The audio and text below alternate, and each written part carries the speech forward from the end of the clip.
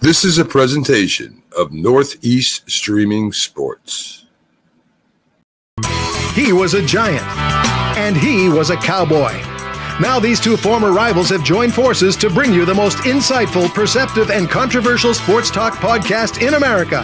Former Dallas Cowboys defensive end Jim Jeffcoat locks horns with former New York Giants wide receiver Byron Williams. And now, here's Byron Williams and Jim Jeffcoat.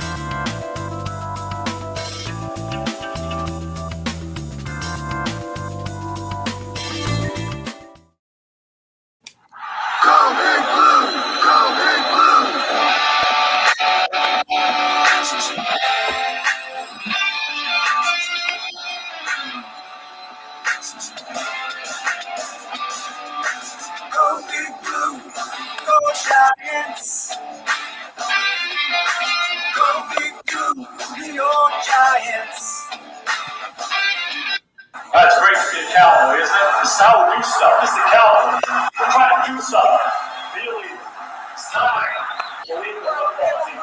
It's time. It's your time. It's our time right now. It's our time right now. It's our time right now. It's our time right now. It's our time right now. It's our time right now. Read up, Raiders. Might as well face it. Can't stop us no matter how hard you try.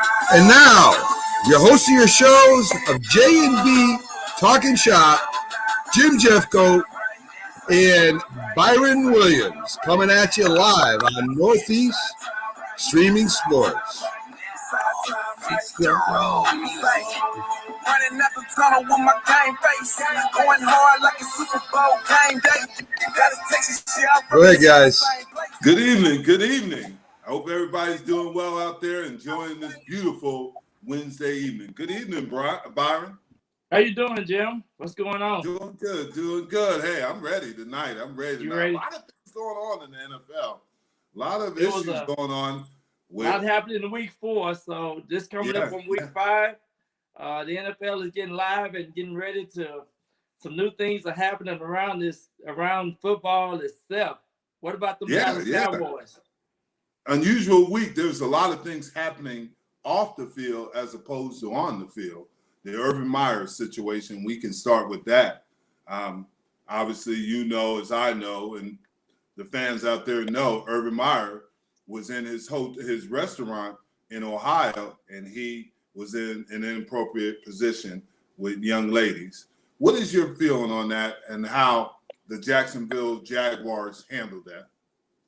Well, I think they handled it correctly. He came back in and apologized, and of course they played last Thursday night, so they get 2 days off. So he decided to stay up there and take care of some business with his family. Of course, this restaurant is up there in Ohio, and of course, when you take pictures with groupies and different types of people, you have to be on alert because there's a lot of traps out there.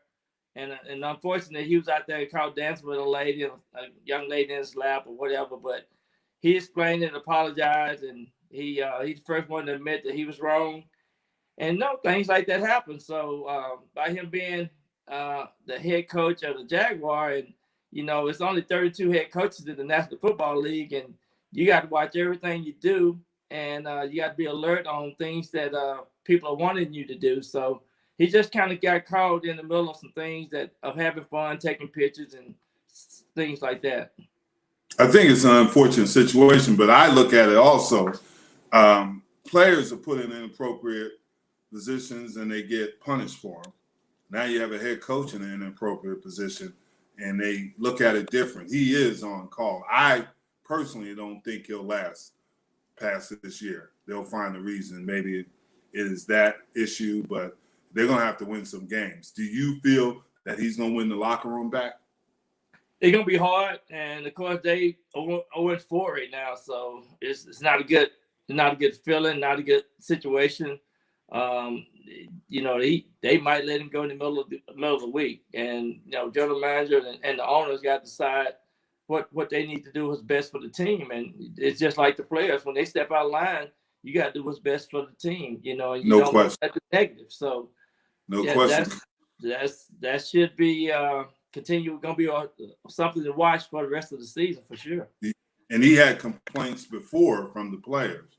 players saying how he does things, and even they had complaints about how he treated his own coaches. And it's a little bit different than a college atmosphere.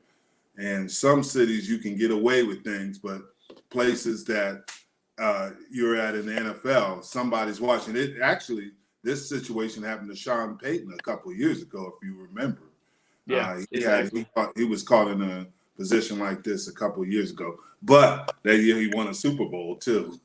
So that's a little bit different. Yeah, you get a Super Bowl ring. It's a little different for you, but yeah, that's another thing too.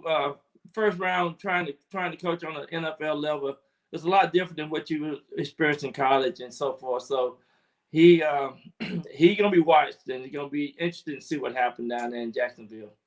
Yeah, and I agree with you. Now let's get on to some of the games. The last week's Sunday night game with Tampa Bay and New England.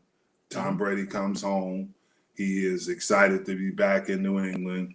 You got Matt Jones, who basically is the future of New England. And it turned out to be a pretty good game. A little bit ugly, but still a pretty good game. So there's those things. And what was your opinion of the game? Well, I really enjoyed the game. Unfortunately, it was a rainy game, and I thought, New England was definitely going to be in the game. I think that was the advantage for the home team to have the weather to come in the way it did.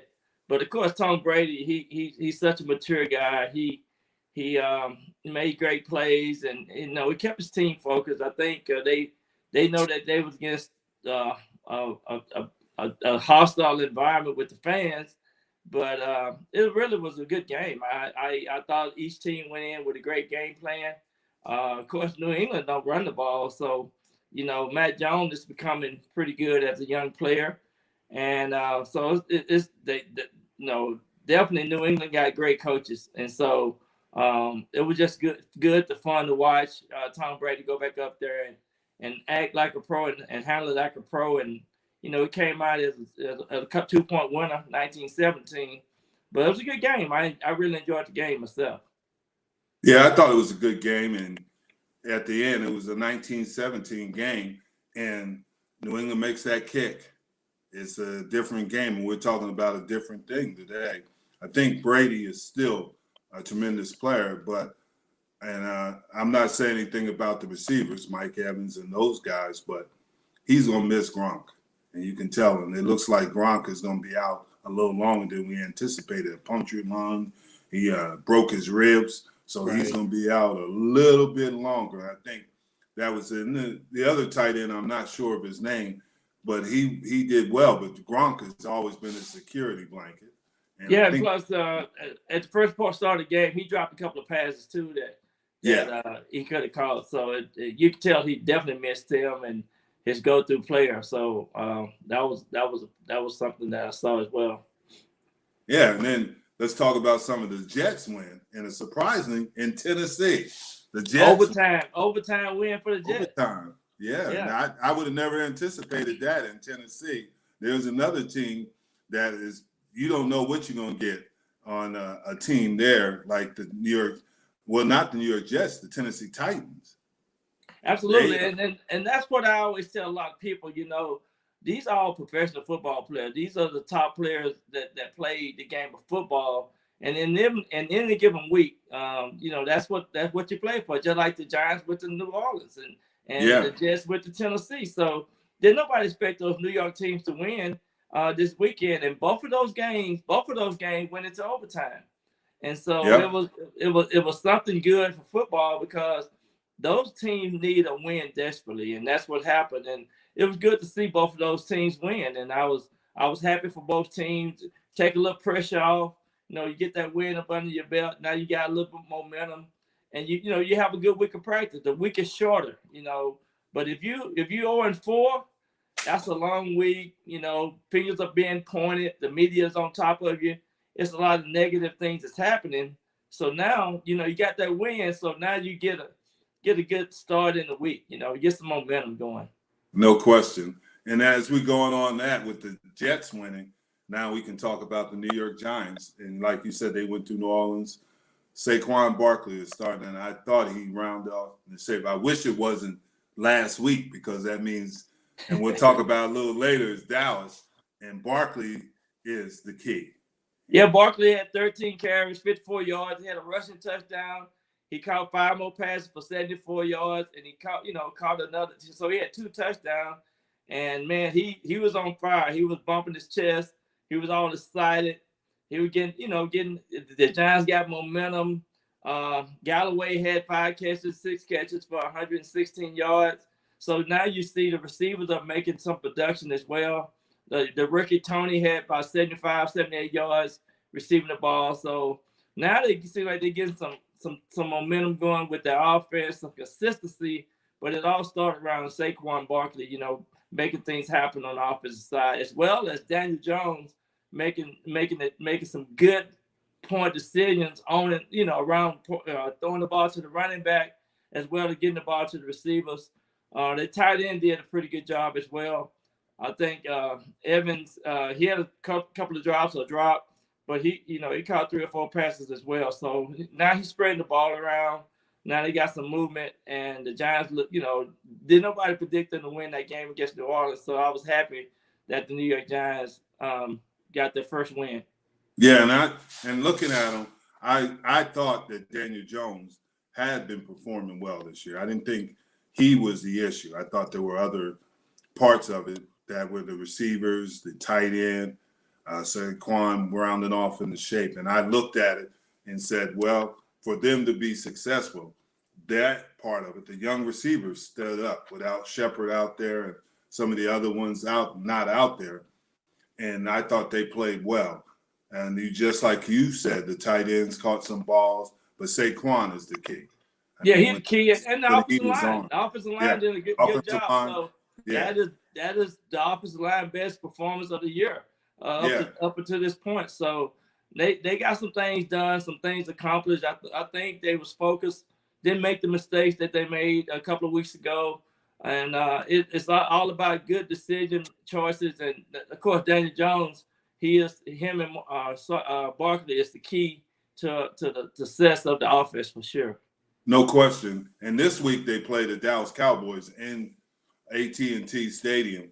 So it's going to be interesting because the Cowboys did some things last week. They shocked me on how well they played against Carolina. That is probably, if he keeps playing at this level, has the possibility to be in the mentioning for MVP. I thought Dad is playing at a high level. Just like I said, Pollard is good, but Elliott is rounding off now. Elliott's starting to be Zeke Elliott. And it takes running backs. They don't play in the preseason. And I predicted that. Then what people don't realize, my niece boyfriend Josh trained Ezekiel Elliott this offseason, so he worked harder than ever before. He trimmed down, didn't have the fat on him. He worked real hard in the offseason, and now it's paying off. And sometimes it takes 2 or 3 weeks, regular season to get the thing going, and that's what happened. Now you can see that he had 2 or 3 touchdowns this week and had 143 yards rushing the ball, and those are the important things. Now, he's hard to bring down anyway. When he get around that goal line, he's hunting for that. He hunting to start eating. So it really make it fun to watch him on offense. And another thing, the offensive coordinator Kevin is doing a great job calling plays, mixing it up, getting the balls to all the different receivers as well as the tight end. And like you said, Dak, he's on fire. He's just right now at this point after 4 games, he could be considered as the MVP on offense in the National Football League. Yeah, I could see that. And then the most impressive guy right now is Amari Cooper because he's playing with a broken rib, and he wears those the rib protectors, and he's still playing pretty well with a broken rib. CeeDee Lamb has got to get going. See, especially this week. And Wilson is really playing well. Did you see that move he made on in Carolina was the number 1 defense in the NFL at times, and you can make all the comments that they didn't play anybody, but hey, they were winning, they were undefeated, and I thought Dallas came in. Now, a little bit nervous with Dallas was at the end. Jimmy Johnson always taught us to finish. Yeah. And he wasn't going to let us not finish. And Dallas didn't finish. They were just playing. You have to finish those type of games because in the end, just like you said, in the National Football League, anybody can come back, and Carolina did come back. Well, like you said, Carolina was undefeated up until this point, and they've been playing good football. Their defense been keeping people under 100 yards rushing, and they defensive linebackers been running. They've been making plays, and but Dallas tend to let their guards down in the fourth quarter at the end of the game. But other than that, their defense, Dallas defense, have really been exciting to watch. I mean, the linebackers are running, the offensive linemen, they getting pressure on the quarterback, and they are challenging the receivers. I mean, Trayvon is the number 7 is got an interception every game. He got 5 interceptions in 4 games, and of course he had 2 the other night. And but Trayvon Diggs is really having a heck of a year up until this point. Yeah, he is, and you're right on the defense. I think people are not they're talking about Micah Parsons, and nothing against Micah Parsons, but Randy Gregory made an impact, and he's finally made an impact, and he's got some talent. Now it's going to be interesting. I was critical of Jalen Smith, and I think that he's a good player, but I just didn't see it. Some things for him, the lateral movement, and obviously he had a devastating injury with the nerve injury in his knee. I'm not saying the kid was a good kid. He was up for the Walter Payton Award, and he's really a good kid, but you could see some issues physically. And they didn't release him because of his play. They released him because of his salary and what he was guaranteed next year, $9.2 million. And he gets 7.2 this. Well, actually, he gets 7.6 million this year. Right. If he doesn't sign with anybody, but it looks like he's going to sign with Green Bay. Well, one of the things that we see as fans, you and I know as ex-players, you get evaluated. He had one tackle I heard this Sunday, and so they got some good linebackers. And so that guaranteed money gonna go against the cap next year. So Stephen Jones and Dan Quinn and all of the team had to make decisions on what is best for the team. And the one thing about in the NFL, you're only good as your last play. So if you're not producing, you get that axe real quick. That's true. The good thing about football, there's 31 other teams out there, and he made the Pro Bowl and all that, but I really feel bad about the way it happened. But being a player, the end and everything can happen when a team decides whether or not you fit into the concept of everything they're trying to do. And right now, they didn't see that. They got some other linebackers they feel can fit into the scheme of things, as well as Michael Parsons. Man, he's been rectifying the game the way he's been playing the first 4 weeks of the season. Yeah, so when you're thinking about that, do you think that was the same situation with Stephen Gilmore at New England? He was a Pro Bowl cornerback. He is 32 years old, but he was in a contract dispute with New England. Do you think that was similar on why they traded him to Carolina? Absolutely. And I tell anybody, when you hit 28 to 32, you're in that space to where any and everything can happen. And sometimes these teams got to see do you fit into the future of our team? Do we want to go with some youth, or do we have some players on the practice roster? There's a lot of things that factors into that. So and that's what happened. And so these teams make decisions like we need to move towards something else. And like you said, Jalen Smith had almost $10 million cap salary for next year. And if he get hurt, then they got to eat that with that injury. So a lot of things factor into the team making the decision whether or not they want to go with this player or go with someone else. Yeah, because it's true with Jalen Smith, but Gilmore hadn't played this year. He had a quad injury, and he was eligible to come back this week. And it was kind of interesting on how that all came about. Well, one of the things I'll tell you about a quad injury, it could be something that can be ailing you all year, and it's not 100% deal that where it's 100% healthy. And so I'm pretty sure it's one of those factors where they ask the doctor, ask the medical staff to say, this is how we need to evaluate this player. And so with that being said, they might not want to take that risk. But still, though, at the end of the day, it's about the salary cap.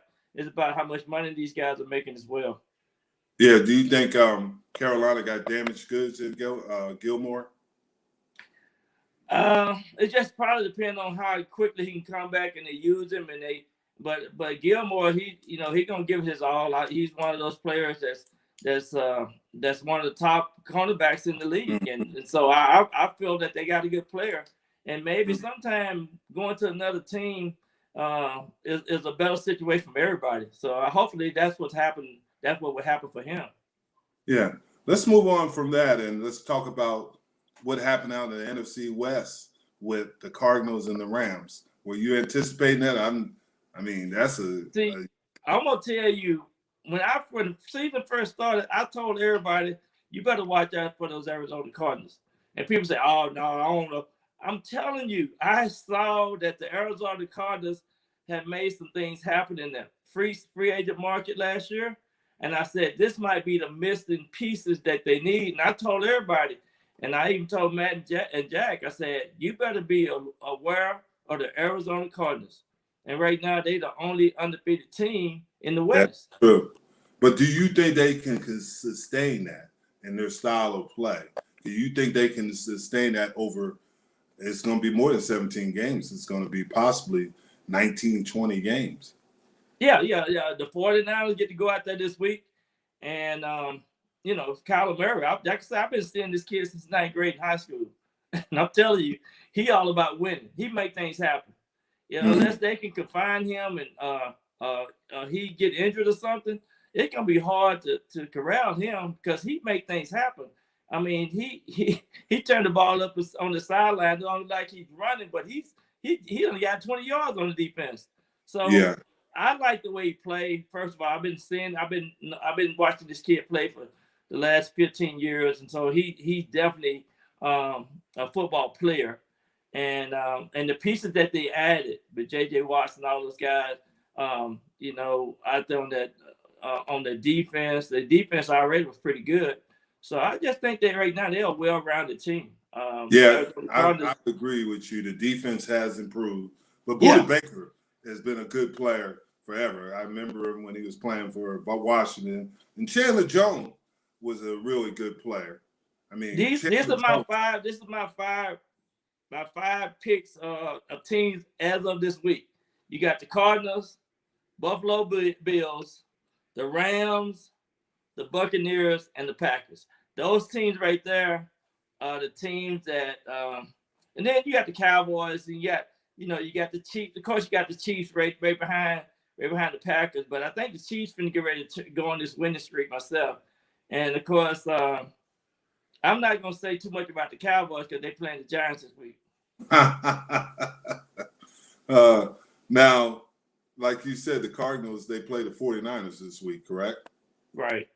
So that's going to be interesting. They played Arizona. They played Arizona. The 49ers go to Arizona. Yeah. And then you look at some of the other teams, but the Cardinals are playing very well. And the 49ers are a little bit beat up. I thought they'd be in a different. Jimmy G might play, he might not. Trey Lance. And everybody's down on Trey Lance. I think Trey Lance is going to be pretty good now.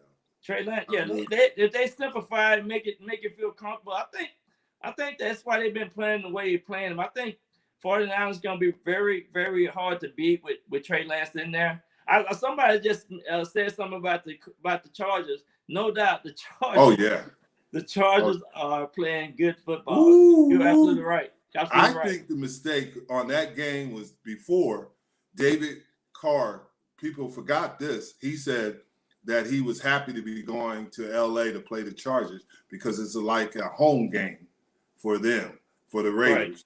Right. Well, it didn't turn out to be a home game. I think Joey Bosa took that personal, and he made him pay for that. And he did ruffle Carr's feathers. I mean, he was after him, and he disrupted Carr. And when you disrupt the quarterback, obviously you don't know. One thing about that game, real quick, that bothered me was when they called that penalty on Darren Waller. That was ridiculous. All he did was spike the ball on the sideline. He did nothing. He didn't spike it on against anybody. He just spiked it. And now they're saying this is a penalty. This is taunting.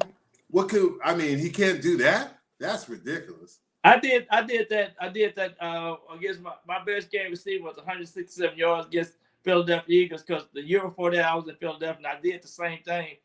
And I spiked. They didn't call me no penalty on me. But when I got to the sideline, Harry Carson came up to me and said, "B, just calm down. Just keep playing the game calmly." But you have to have somebody to kind of calm him down, because he was ready to go. He was ready to explode. I mean, once he caught that first pass, he said, "Throw me the ball. Can nobody cover me?" So I love the way he played.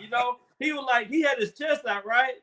So I can understand. And yeah, the referee shouldn't get too much into the game when that happened, because let the players have fun. It's entertainment. I mean, people paid this money to come and watch these players play. Let them play. No question. But I agree with everybody says about the Chargers. I thought they'd be a year away, but they're proving me wrong. They are playing well. I mean, they're playing well. And Herbert is another one. He is playing. Herbert, man, he's on point, and he utilized his talent. The running back, he's just hard to stop. This kid is bench pressing 700, 800 pounds, Jim, and he's hard to bring down. Ooh, yeah, he is hard to bring. You see it, and they've been playing really well. I think that's it. How about the Buffalo Bills? The Buffalo Bills, and we'll talk about some of the games coming on this week, but Buffalo Bills beat the Texans. The Houston Texans, yeah. Yeah, they beat the Texans. I mean, they got after them 40-0. That was pretty unexpected. Yeah, and Buffalo, man, right now, I don't think nobody want to play Buffalo because they are not playing. They started off slow that first game. They had to get the chemistry down, timing down.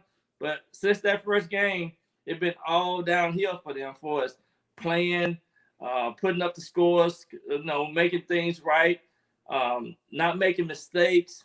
40-0 in the National Football League. That goes to show you that Buffalo is not to be played around with. Yeah, they got some talent. They're starting to run the ball, and that's helping. It's giving that defense well balanced. Yeah, they can make things happen. Absolutely. Yeah, but if I'm correct, Buffalo plays Kansas City this week. They go to Kansas City. They go to Kansas City. And Kansas City, Josh Allen has never beat Mahomes. So that's going to be interesting to see how Josh Allen performs, because he has been performing well. And just like you said, Buffalo has the weapons to stay with Kansas City. And I think Buffalo's defense is better than Kansas City's defense. Look at Kansas City defense. Yeah, I was going to say Kansas City defense ain't stopped nobody all year. No, Buffalo. This might be a game. Go down to the last play to where I think that's what's going to happen. Yeah, I think that's it. I think Buffalo is going to be favored in this game. We had a prediction. Somebody predicted Buffalo 27. I think it's going to be higher than that. It's going to be in the 30s. It's going to be in the 30s. It's definitely going to be in the 30s. Like you said. Now, the problem is what's going to win this game is obviously the defense who plays best. And Kansas City, like you said about previously, about other teams, they don't run the ball much. They're not running the ball. And that's Buffalo tried to run the ball. And if they can continue going on that pattern, they'll have a chance, because that limits possessions by Mahomes. And that's what you want to do. And that's something we got to look at. And then we got a couple other games, Seattle and the Rams. Yeah, we got the Seattle, and the Rams. They play tomorrow night. That'll be our Thursday night game. The Rams go up to Seattle, and that's going to be an interesting game. It is. It really is. Seattle, man, they probably have that 12 man up there, so they gonna need that 12 man tomorrow with the Rams because the Rams they usually bounce back off a loss, so I'm pretty sure it's gonna be a good physical game, and it's gonna be this is for second place in the West, and of course we'll see what happens. Yeah, Seattle's another team. You got a quality quarterback in Russell Wilson. You got a couple of guys banged up. They haven't played to their potential. They haven't, and I think they're having some defensive issues. Another team pressuring the quarterback, and that's giving the opportunity. They don't have the Legion of Doom anymore, and nobody's left from that group. And they're trying to punch and stick and move, and trying to hold it into the fourth quarter where Russell Wilson can take over and win games for him. I think that's going to be a tough game for Seattle against the Rams who they play, and I think that's going to be really tough. I think the Rams just have too much juice offensively and I think this is going to be a game that Seattle is going to have a difficult time winning. Just because we know about the Rams defense. But even, and like you said, with Arizona got after them, and they're going to be a little mad. Yeah, absolutely. Okay. I was going to say one game going to be interesting is Green Bay going to Cincinnati. Cincinnati been playing good football, not bad football. And Green Bay seems like they now getting back on that page of playing well itself. So Burrow is coming to his own. So I just think I agree that Green Bay gonna have to come with it in order to beat them at home. Yeah, I agree with you. Green Bay is starting to Aaron Rodgers he's kind of like Brady, just a different guy. I mean, he can take over a team. There's only a few quarterbacks in the NFL at this time that can win games by themselves, and Aaron Rodgers is one of those guys. He can win a game by himself. Obviously, any quarterback can lose it, but Aaron Rodgers can take over a game, and he's going to give you, the opportunity to win it. If you give him much time as he needs, he's going to win games for you. But I want you to think about this. Green Bay had been playing good on the road. The games that they was on the road, they didn't look that good. But when they go home, they look like a well-oiled machine. But we'll see. Yeah. But I still, like you said, Green Bay is a difficult. I think Cincinnati's. I would pick Green Bay to win that game. What about the Broncos and the Steelers? What about they've been talking about Big Ben over there with the Steelers? So what you think about that game? It all depends on if Bridgewater is healthy enough to play and gets through concussion protocol. I think really that Bridgewater, when he got hurt against Baltimore, it was a different game. If Bridgewater is healthy, they should be in a good situation to win the game. If he's not, then I don't know if they can win it with Locke. So, yeah. And then this is a make a show week for the Steelers as well. They got to win. They got to start winning. They're gonna be and plus the Broncos defense been playing really well. And like you mentioned with Big Ben, I don't know. I thought that he'd be playing better than this, but it looks like he might be on the downward trend of his career, which is kind of unfortunate because I thought he was a good quarterback and I thought he did some good things, but he might be on the downtrend of his career, but that's the part of NFL, as you know. Yeah, you can't last forever unless you're Tom Brady. Only Tom Brady can do that. But yeah, Big Ben, 39 years old. So, Hey guys, backstage right now, we got another Dallas Cowboy legend joining us, 3-time Super Bowl champion Russell Maryland. You guys ready to bring him in? Yes, bring him on in. Right. Oh, look out! What's going on? Young Russell Maryland here. What's You're up, not young, Russell? got all that gray now. Hey, this is what 30 years will do to you, man. It'll get Russell, you look distinguished. distinguished gentlemen. You do, Russ. Oh yeah. Oh yeah. Hey, what our fans don't know, there's some unique things about Russell. Russell is from Chicago. Yep. Went to Whitney Young High School. And guess who else went to Whitney Young High School? The second most famous person from Whitney Young is Michelle Obama. Michelle Obama. Yes, Yeah. yes.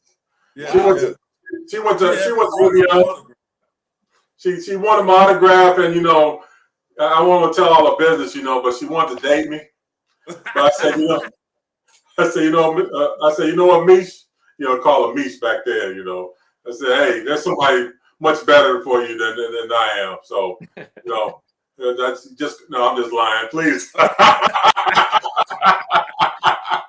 You famous on top of famous, Russell. You famous on top of famous. I'll tell you a little about Russ. Russ had 2 scholarship offers out of high school.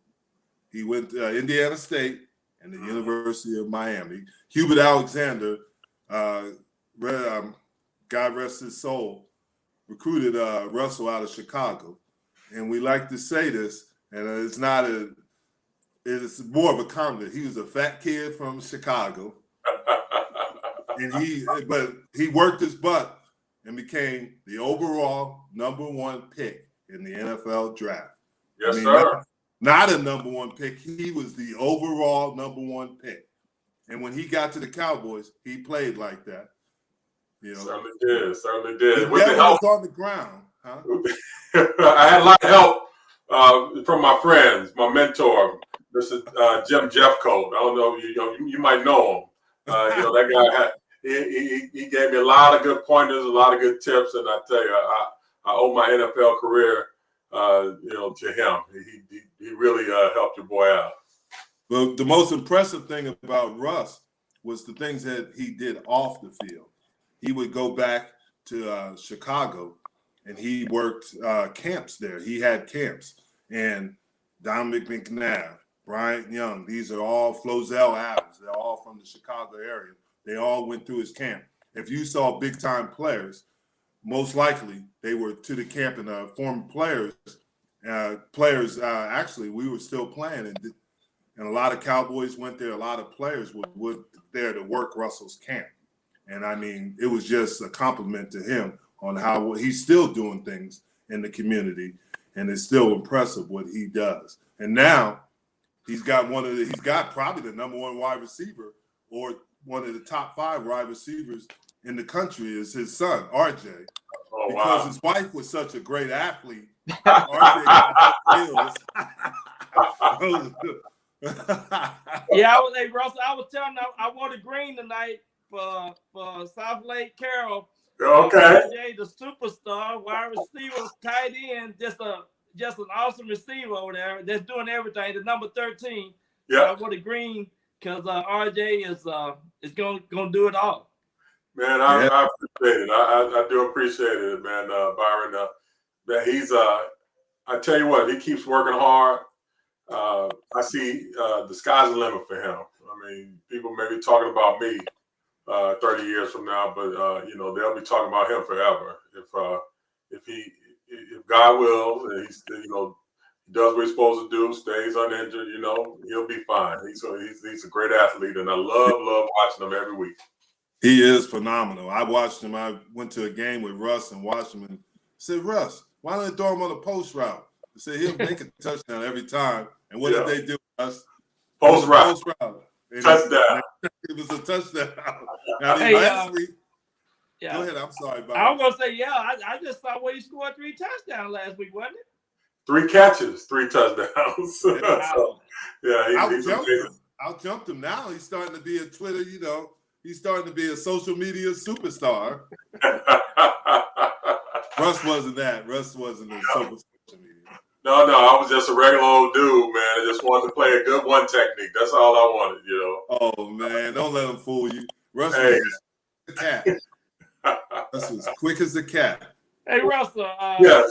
I saw a highlight of you scoring a touchdown. Oh, no, you didn't. Talk a little bit about that, Russ. Wow. That probably had to be the ugliest touchdown of NFL history, man. Well, we were playing against the Bears. I think it might have been the last game of the 92 season. Irvin Richards. Yes. Yeah, that's the one where Kirby Richards fumbled the ball and Coach Johnson cut him, man, right afterwards. But yeah, so I'm playing against the Chicago Bears defensive line. Bort, Hilgenberg. Those guys that I'd seen growing up in Chicago when I was in high school, the Monsters of the Midway, Super Bowl winners in 1985 when I was a junior, and then here I am, 91, 92, playing against these guys. So, I was starstruck, but I definitely wasn't in fear of anybody. So just one of the plays, I scooted past the center, broke into the backfield, and the running back was, I believe it was Rashawn Salam. He saw me in his face, so he got spooked, and he didn't take the handoff right. Ball popped up in the air. I was right there and said, "Hey, thank you very much." 30 yards later, I'm glad it's only 30 yards because I was tired after that, man. So I was real tired. So I got to do a flip or something.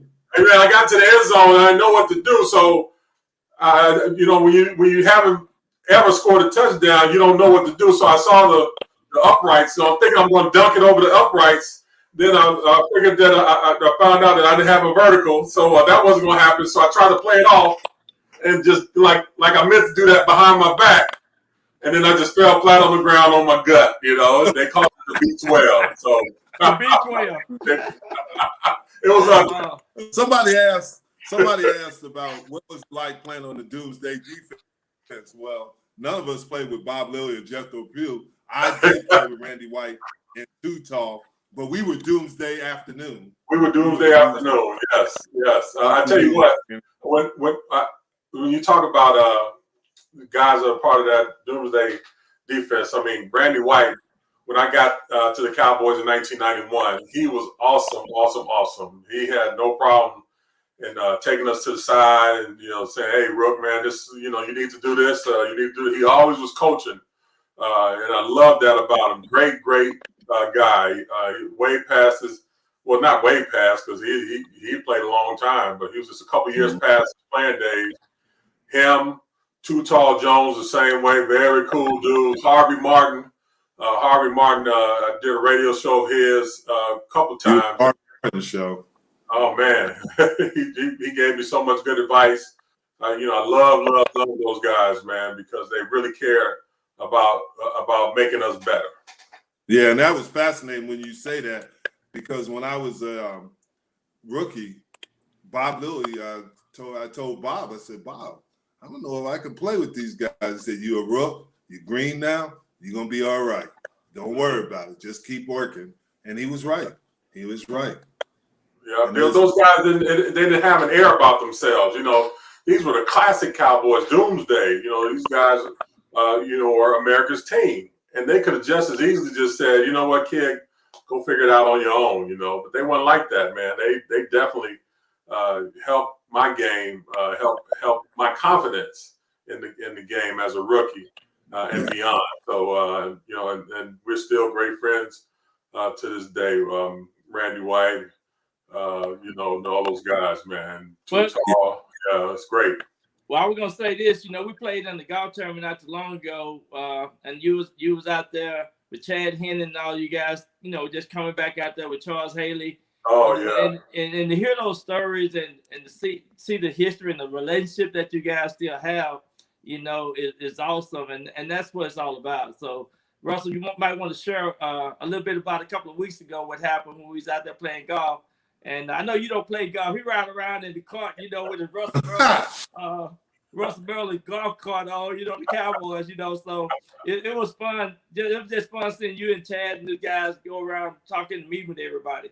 Yeah, it was lots of fun. That was for Charles Haley's Tackle Tomorrow Foundation, which he's been doing a great job for years, helping kids learn how to read. And so out of the Cowboys golf club, and Charles doesn't golf, and Chad and I were on the golf cart. We don't golf too much, but we followed Charles around because we knew it was going to be a comedy show at every hole. Yes, no question. Charles, man, I tell you what, things that I will not say on this broadcast. But Charles, he really knows how to keep them going. And that's why they love coming to his golf tournament, man. To get that Charles little ribbon by Charles. I'll call it ribbon, because Charles will get after you, man. No matter if it's your gray hair or your big nose or your big guts, he'll get after you, man. And they love him, man. They love him. Yeah. For some reason, he never messed with me. Maybe I threatened his life maybe once or twice. Yeah, maybe you did. Yeah, maybe you I'm did. the only one I didn't get Charles treatment. He know who to mess with, I guess. So he know who to mess with. But no, Charles, he tells a lot about it, and hopefully we can get him on the show. But Russell handled Charles really well. Charles really didn't mess with Russ because Russ was, he was a quiet assassin. He never said much, but Russ handled his business, and we all know that. And hey, Russ, we always ask this question.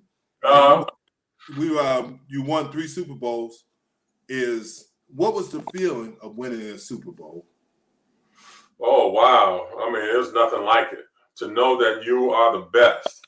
And it's when it first hits you after the game and all the confetti and the families are coming on the field and you're hoisting up the championship trophy.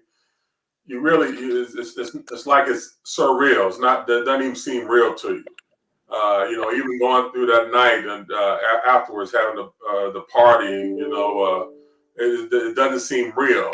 But it eventually turns real when you wake up that next morning and you say, man, this is awesome, man. I can't believe what happened last night. It's no other feeling in the world like winning the championship. I tell you, it was a great feeling. All 3 times. But the first time was the best because, we were the underdogs. Everybody thought the Bills were going to get after us. And, we were the no-name defense. And, man, we went in Pasadena and we showed them who's boss. So we did in California that time, in L.A. and Pasadena. I mean, that was something special. I agree with you the first time. Yeah. Now, Russ, who was the toughest offensive lineman you faced? Oh, you know what? I tell you what, it's hard to answer that question simply because I played against tough offensive linemen every day in practice. I mean, I got to start with, from center with Stepnowski, Mark Stepnowski, and then when he left, Ray Donaldson took his spot. Then you go from Nate Newton and Bogan and Giesig, and then young Larry Allen comes in there. You got to face him every day. It's like running into a brick wall, So you put those guys out there first, and then on your team, and then you got to go to other teams. I played against Randall McDaniel, who had the grips of life. If he grabbed your jersey, he was not letting go. Steve Wisniewski's. I had a chance to play with him at the Raiders. He was a tough, nasty player, but you had to bring your A game every time you played against him. In my older days, to play against the Will Shields for the Kansas City Chiefs 2 games a year when I was with the Raiders. He always gave me a good game. So, there are so a myriad of guys that were great players. But in my mind, I didn't fear anybody. No matter what their reputation was, no matter how good a player they were, I always knew in my mind, even if I didn't, that I had the edge on them in some form or fashion, and they weren't going to get the best of me and just dominate me. And so I don't feel like I've ever been dominated. That's my opinion about my play. But no, I can honestly attest to it. I've never seen you dominated. I mean, you play with a great energy and you play with great passion, and just being around you, you can see. why you were tremendous. You were Outland Trophy winner, and all those things, all those rewards you got out of awards you got in college, they came over to the NFL, and you played at a very high level. Well, Jim and Byron, I tell you what, I was trained well, not having many options coming out of high school, being known as the fat guy, going the fat guy out of Chicago. Yeah, I really was a fat guy out of Chicago, and going down to University of Miami, the second offer for scholarship, I was immersed in that fire. It molded me into the player that I was. I had lots of guys that had lots of attitude, boy, lots of bravado, and that was just the University of Miami in the mid to late '80s. Coach Johnson was our coach. He basically knew it was a style of play that the guys liked to play, and he didn't quell us. He didn't he didn't calm us down. As long as we didn't we didn't cause too many penalties. As long as we didn't do anything to hurt the team, we can go out there and take our show, whether it was in the Orange Bowl or whether we took it on the road, to wherever, Ann Arbor or, Cal Berkeley. It didn't matter where we went. In the games that I played, in the 5 years that I played at the University of Miami, I believe we only had 5 losses. Florida State, BYU, Notre Dame twice, and Penn State. So we just felt that it was a road show. We worked so hard in the off season. We worked so hard during the week that it was only fitting, and we were obligated to give our fans the best show possible. And you did. That's what I brought to the NFL. And you did. That's you great. Brought that bottle and swag from Miami and played like that. Well, Russ, we love having you on. Like we tell everybody else, we love to get you back on. And yes. Your beard that's the best your beard's ever looked, Russ. I didn't want to say anything. It looks good. Thank you. I like it, Russ. I like it. I knew where I was coming, man. There's guys that I really respect. I mean, Jim, man, you're my mentor. Byron, you're a great man in this community. So I tell you what, man, you guys can have me on anytime. I love being on with you guys, man, and I fully respect you guys and what you guys are doing with the J&B Talking Shop. We're talking a little shop. Good. We love having you on, Russ, and we're going to have you back on. We're going to get you and Charles on together. All right. That'd be good. All right, Russ. Take care, guys. All right. Take it easy. That's a good man there. He's doing a lot of things in the community, Byron. That is a good man. He works hard. He's in that program with the NFL, and they're working on the bigger guys, getting them in better shape, and obviously it's healthy and some of the things to do. And Russ is such a hard worker. It's going to help him, obviously, like it does me, manage your weight.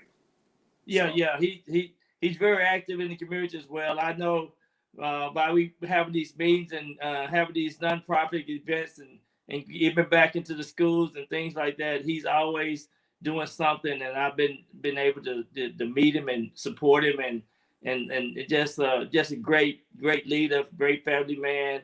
Just love everything about Russell Merlin, man. He's just an awesome individual. Yeah, he is. Okay, we got a little bit longer, so I wanted to get on it. Giants against the Cowboys. Before we go to the Giants and the Cowboys, we need to talk a couple of games. We need to talk about the Ravens game, and the Bears are going to the Raiders to Las Vegas. The Bears are going to Las Vegas. What do you think about that game, real quick? The Bears and the Raiders? Yeah, the Raiders, yeah. The Raiders? I think Justin Fields is going to start for the rest of the season, they said. He's going to be the starter. And I think he got better, but I think the Raiders are going to give him problems this week. I think they're going to really go after him and take chances of trying to put pressure on him. He's still a young quarterback. He did win last week versus Detroit, but the Raiders are a different kind of team, and it's going to be aggressive. And I think the Raiders are going to win this game. I think that the Raiders have a little bit more talent offensively. Well, I'm excited about what's going to happen at 3:25 here in Dallas. The New York Football Giants are coming to town, and what is going to be a good Sunday. It's going to be some Giants fans here. I tell you that now. No question. Well, I think it's going to boil down to Dallas's offense is playing phenomenal. It is going to boil down, can their defense stop Barkley and stop their running game? I think they can, the way Trevon Diggs is playing, they're going to get some people back, Canoe Reeves, and they're going to get some defensive linemen. So they'll move Micah Parsons, to play more linebacker this week. And I think they're going to be good up there, and they can get off of blocks. They can run. Quinn has done a nice job, but Saquon is the key. When the Giants play well, Saquon is playing well. So I think that's going to be the key. And the Cowboys, they got to keep that energy on offense. Tight ends are playing really well. Can't fumble the ball. If you fumble against New York, you're going to be in trouble. They can't do that. The tight ends, they fumbled the ball a little bit, and they got to make sure they hold on. The receivers are playing. Other than CeeDee Lamb, he's got to bring it up. He's got to stop dropping those passes. Wilson is playing good. Cooper is playing better, and he's getting better. And he's proven that he's one of the top 5 receivers.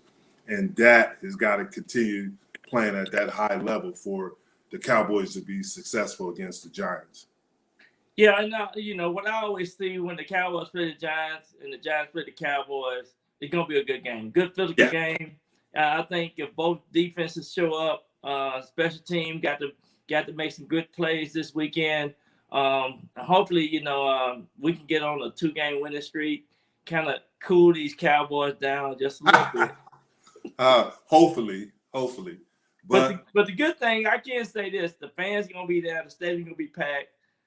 It's gonna be some good football. So I expect the Giants to come in, and they right now is got some momentum.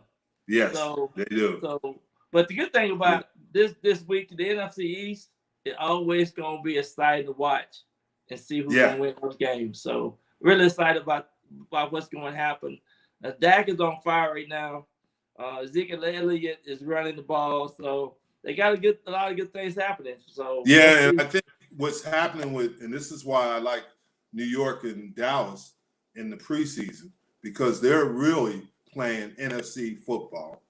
Run the ball, play good defense, aggressive. They beat Carolina up. Yeah. They physically beat them up. And the Giants are the same team. They'll physically beat you up. The things that the Giants have to do to win is control the ball and disrupt that and that running, and then control that running game. If they can do those things, they'll be successful. Well, one of the things too that they're gonna have to definitely do is put some points on the board. The Cowboys have been scoring 30-some points every game, and I don't know if the Giants' defense is good enough to stop them on offense. So if the Giants win the game, they got to at least score 32 points. Yeah, there's no question about that. I think the Giants have the capabilities of scoring those points, but we know the Cowboys do, because that average, against the Carolina team, like I said, was the number 1 team in defense in the NFL. They scored 41? Yeah. So they can score some points. And it's going to be interesting, because it's going to be, now you're playing the NFC East teams.